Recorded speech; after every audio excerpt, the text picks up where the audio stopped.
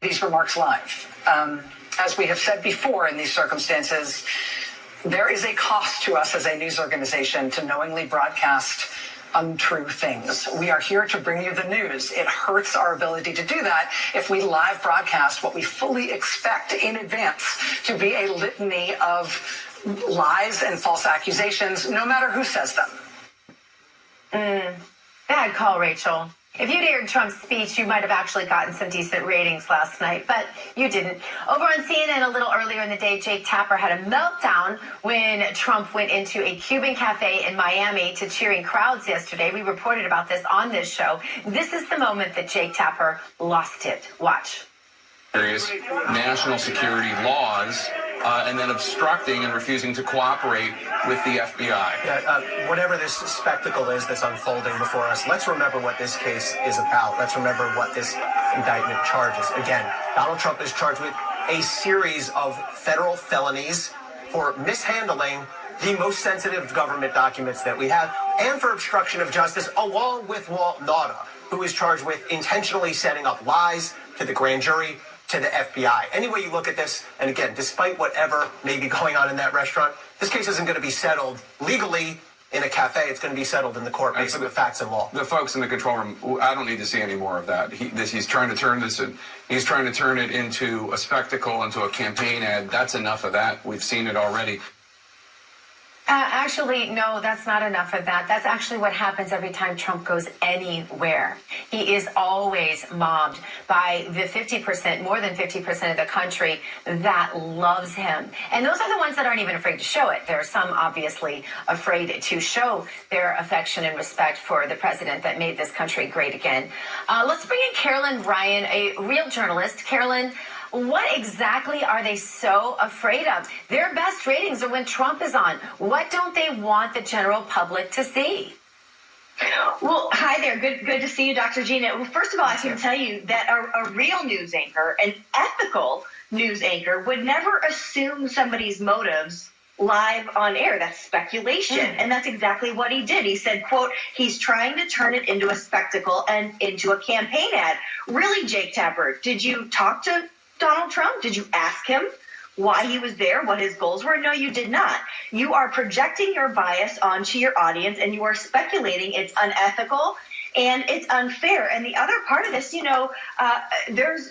do you stop footage of all the other candidates? I mean, maybe it was a brilliant campaign strategy. Trump was there and he was meeting with potential voters, buying people a meal.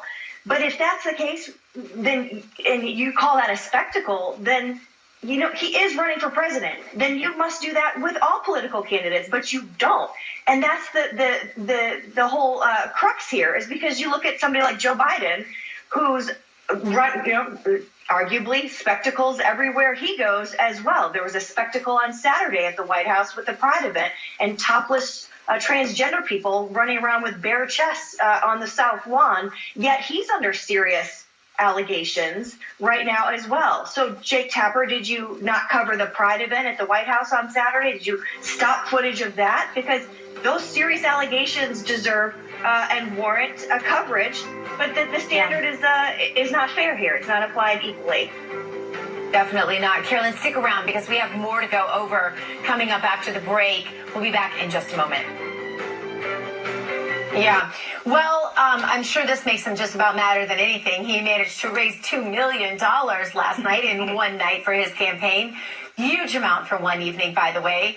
I'm sure that all of those, Rachel Maddow, all the chicks on The View, etc., really upset about this. Your comment, did you expect him to raise that much yesterday? I did, and it's like, at what point is the left going to catch on that this is just going to keep happening? Every time they do this, it's going to backfire, and he's going to continue to raise money and campaign on this. And you see it with the Jake Tapper, you see it with the Rachel Maddow, you see it with the ladies at The View. They're upset that this isn't going the way that they wanted, the way that they thought, that they're just going to paint him as this criminal, and it's going to bog him down, and it's going to ruin his chances to win this primary, and is doing the exact opposite. When will they learn? It's going to continue to backfire. All right, Carolyn, I want to switch. And welcome back, Patriot Warriors. Listen, last night, President Trump made an announcement, and if you watched the corporate media, you would have missed it, because They didn't air it, just like they don't air most things that are true these days. But in his closing statements, President Trump said he will appoint a special prosecutor when he retakes the White House. This is cool. Listen. I will appoint a real special prosecutor to go after the most corrupt president in the history of the United States of America, Joe Biden, and the entire Biden crime family. Name a special prosecutor. And all others involved with the destruction of our elections, our borders, and our country itself. They're destroying our country. And when I'm reelected, and we will get reelected, we have no choice. We're not going to have a country anymore. I will totally obliterate the deep state. We will obliterate the deep state. And we know who they are. I know exactly who they are. They want to take away my freedom because I will never let them take away your freedom. It's very simple. They want to silence me because I will never let them silence you. They want you silent.